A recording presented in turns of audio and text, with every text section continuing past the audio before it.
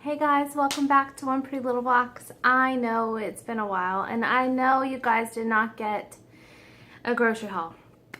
I'm trying to think. Sunday, was it Sunday? Saturday, I went out with the boys, and we just picked up a few things. We was going for new football for them, and I wanted to pick up a few things. We were having a snack night for dinner.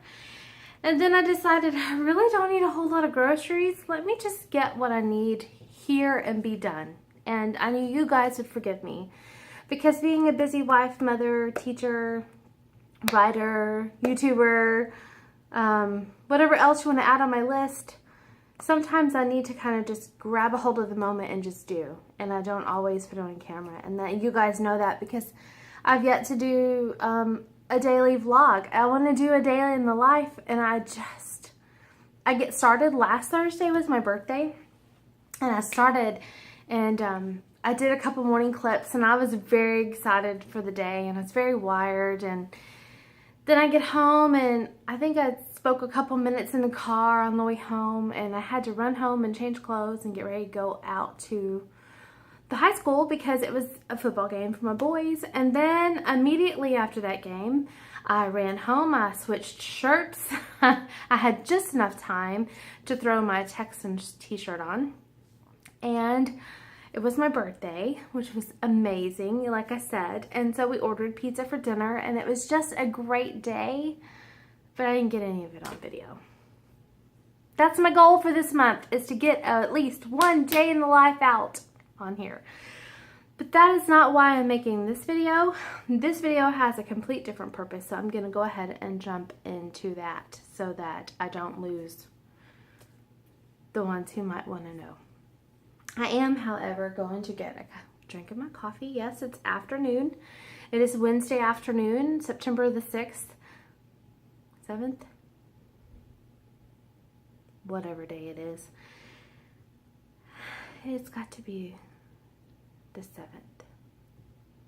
I don't know. 5th, 6th, 7th. Wow, this week is going by so fast. The cool thing is I'm off Friday, Saturday, and Sunday. And I'm not going to a varsity games, which gives me that whole Friday to go ahead and map out some videos. One of them being a mukbang. So you guys who asked for another one of those, come back. But today I want to talk to you about the reason I wrote this book, My Dirty Little Secret.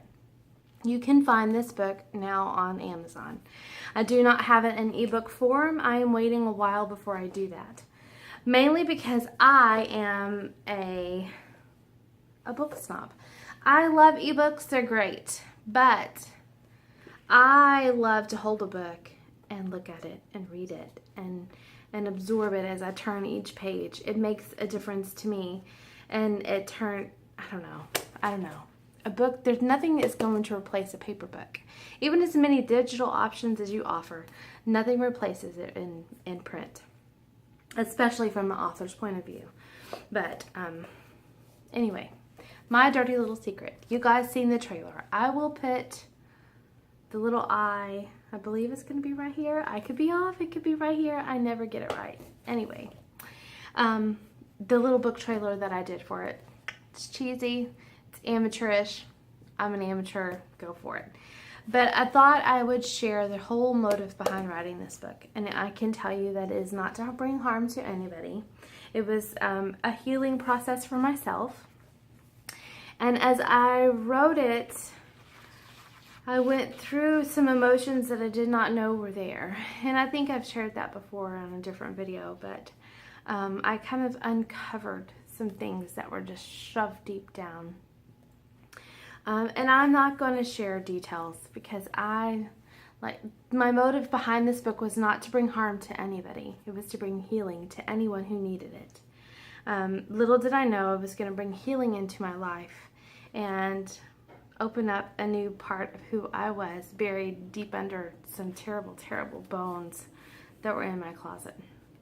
I'm going to read the back to you, and then I'm going to share a little bit more. And it says, many of us have been secret keepers, holding hostage a part of us that has a story to tell, yet afraid to let go and be honest. That's where I was. And honestly, even writing this book, I held back a little bit because I was afraid of who would read it and what they would think of me. And the blame I would get, even though it's not my blame to receive. Anyway. It says, this is a story about several secret keepers whose lives depend on speaking the truth and allowing themselves to be free from the burden of hiding out of fear, shame, guilt, and pain. Although it's written in fiction form, their secrets are real and felt around the world in lives such as yours or someone you know. Tiffany felt like she was drowning in shame, guilt, and fear from a childhood that had held a part of her hostage, and she desperately wanted to be free. The time came and she knew she needed to tell, but would she lose all that she loved? Ryan and Kim had secrets of their own that kept a wall between them. As parents to a set of triplets and married couple, they thought they had been through it all until a secret came to light and their world was turned upside down. And Kara should be excited about her future, but there was just too much holding her back. She was in too deep, couldn't get out. Would she get out alive? And there was a piece of me in every single one of these characters. Tiffany was abused sexually. I was abused sexually from the time I was 4 to the time I was 13. Because of the state that I live in and pretty much was raised in, there is no statute of limitations for such kind of a terrible crime. And it was a crime. It was torture. It was god-awful. The worst part of it wasn't actually what was done to me, but the fact that I was forced to keep it a secret for so long. I am 43 years old. And when I wrote this book, up until I wrote this book, there's probably 3 people that I trusted with that secret deep within me. There are people I wish I could have trusted.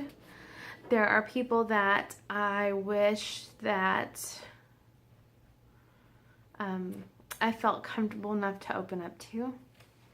I'm thankful and grateful for this moment right now, though, because I am able to break free. I know that by holding that in for so long and letting it out, it has uncovered something great within me. And I will tell you right now, I have found a place of forgiveness for that person. And it's okay. I think that the hardest part for me was the shame that I lived under for so long. And the whole idea that I would lose everything I had if I ever told anybody. To a 4-year-old, that's a lot. And there's a part of me that stayed 4 forever, at least until I hit publish through this whole book. Once I hit that publish button, I was able to take a deep breath, deeper into my lungs than I ever have before. Because I know no matter what, the people who are in my life are in there for a reason. My husband was the first person I told ever, and we were dating. I knew that our relationship was growing, and I did not want to go another day. Something deep within me just said, you got to say it now. Because I knew I didn't want to bring in baggage to a relationship and it be unfair. And later on, have a difficult time sharing that truth. And it's still, up until last spring actually, this past spring, it did indeed put a hindrance in my marriage, within me, not on anyone else. I was not able to really, truly, fully give myself to my husband in a way that he desired, that he deserved, because I was so worried and so just bogged down with just junk from the past. So, one of the characters truly was just someone that I could relate to. I did throw some fiction in there, and I did kind of let a release of different things in her life. I'm not saying that this book is nonfiction. It is a fictional book. But it was a release for me. It was a release for me. A release for me to be free from all this crap that's not mine to hold on to. I was never ever meant and created to be a secret keeper. Ever. And neither were you. As I kind of opened up to a couple people, I found out that I wasn't alone. And sadly, I know for a fact that there are millions other out there. Maybe even my same age. Because there was something going on in the world then that nobody knew about. But yet we all walk around holding secrets about that, about something that happened. Whether someone touched you or sexually abused you or whatever. And we have to learn to move forward. Sometimes it takes a lot. I still have to remember, as you see, I tear up when I share my story, but I haven't shared it publicly. This is the first time through this book and through this video. And you worry sometimes about what people are going to think. Honestly, I don't really give a fudgesicle what anyone thinks, because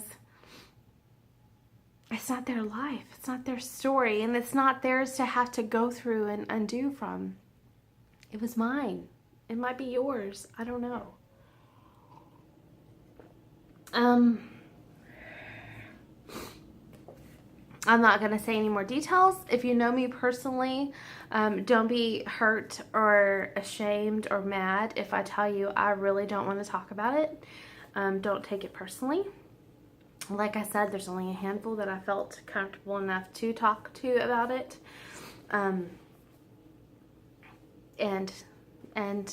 when the time is right, if I know you face to face and we can sit down and talk, I might share it. I might not. Again, like I said, I have to be super duper careful because in my state, there is no statute of limitations.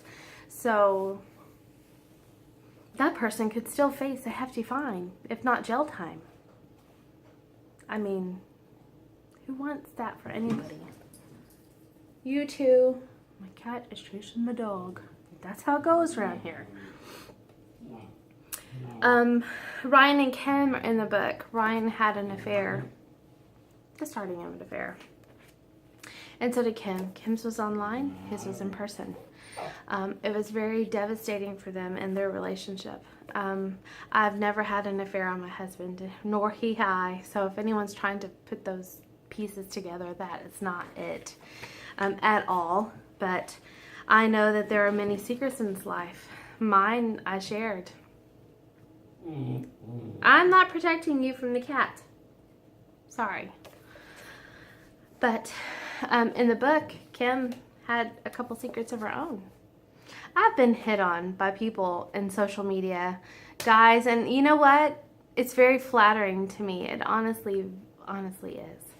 And I know it happens, and I know there are people so desperate for a relationship or emotion or having some kind of void filled that it's easy to fall into that trap. Hey, thank you, little miss. Not so little miss. She's kind of big. I don't want to go too much into their story. I really, really enjoyed theirs. And then the last person I mentioned, and this is all on the back cover, so I'm not reading anything out of the book. It was Kara. It was a teenager.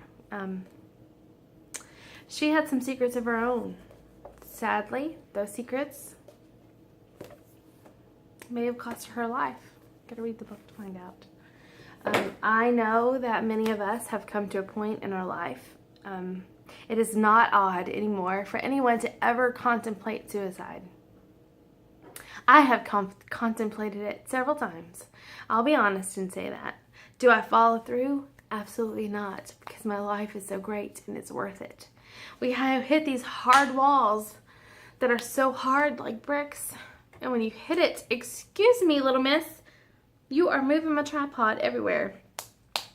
When you hit that hard brick wall, it's so easy just to instead of keep pressing through, just to back down and give up. You know, say that wall is this thick and you're pressing through and you're almost to this side because you've pressed and pressed and pressed. And if you only knew you only needed one more day to press through and find breakthrough, but yet you give up. You give up hope. And you go ahead and end your life however you choose to. The world loses a masterpiece. Every single person who is watching this video, I truly believe from the bottom of my heart that you are a masterpiece.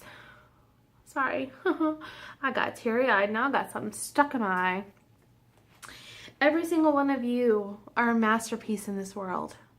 The world would be so completely empty without you. Completely empty. I mean, to the point that somebody out there could be desperate and you were that person that was going to feel whatever that was.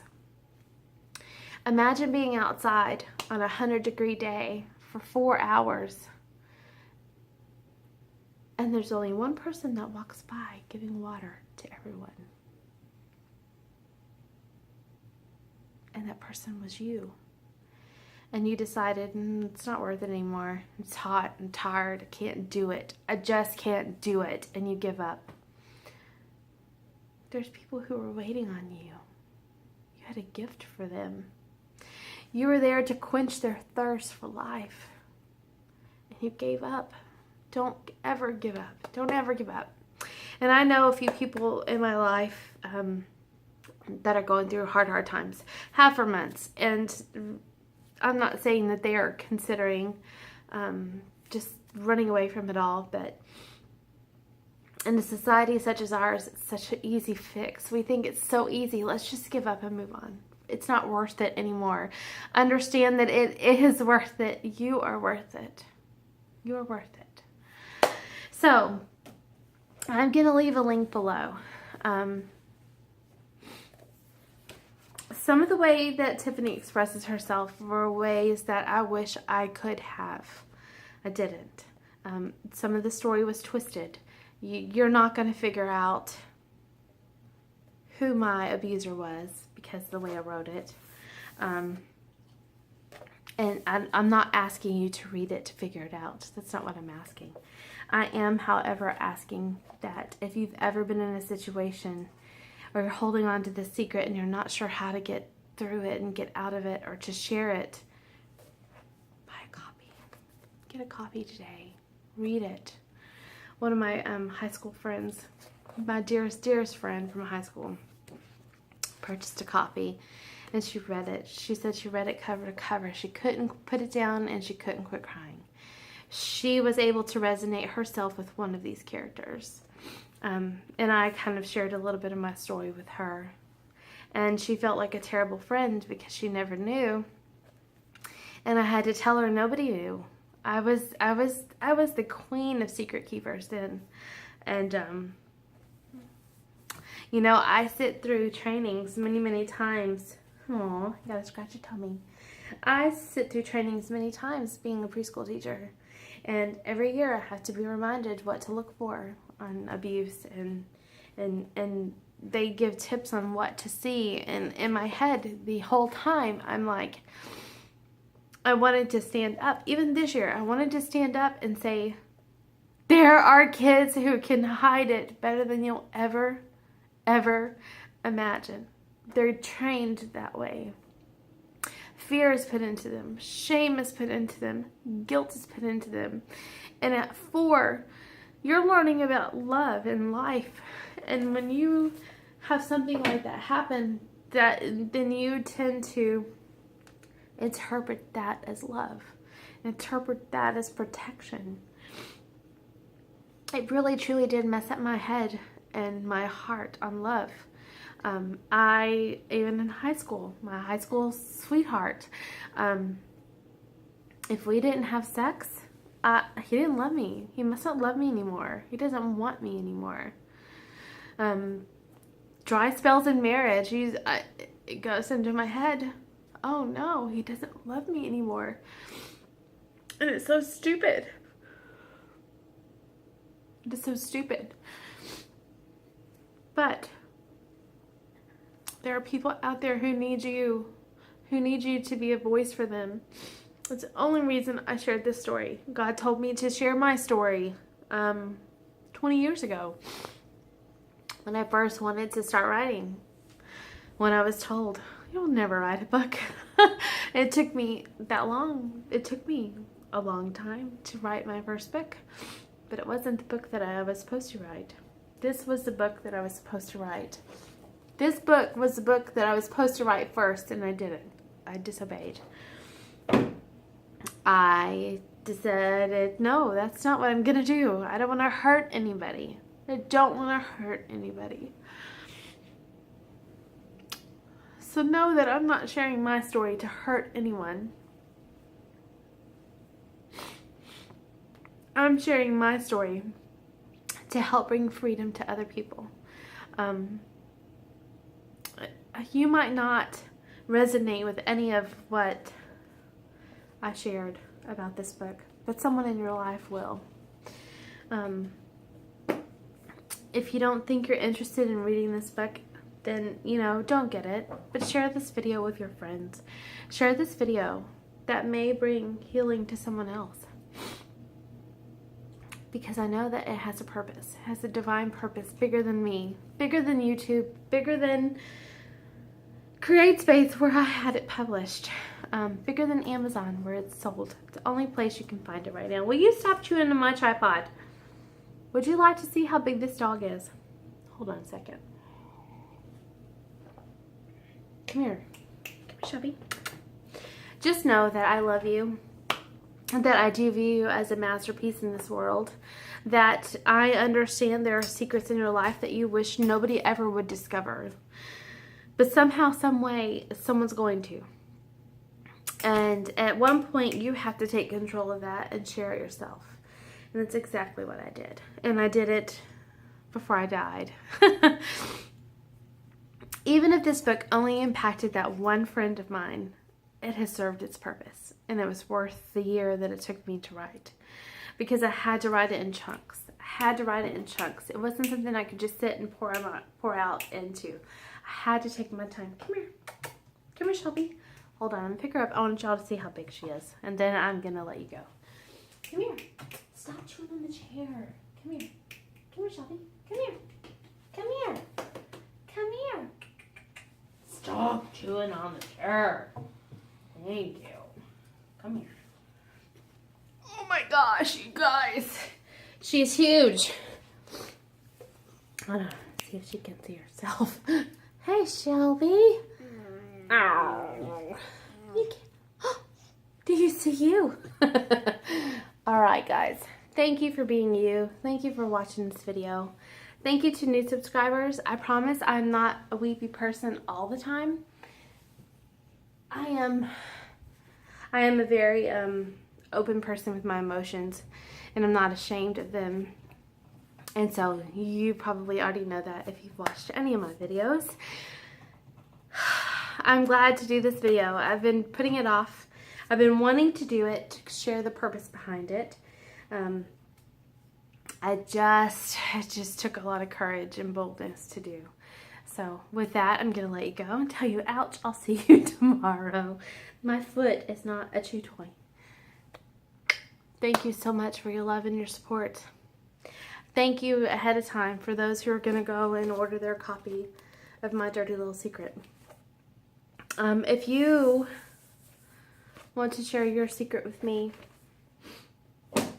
and you don't mind putting it in the comments below, feel free. If you want to keep it private, send me a message here on YouTube, or you may send an email. The address is in the comments, in the description box below.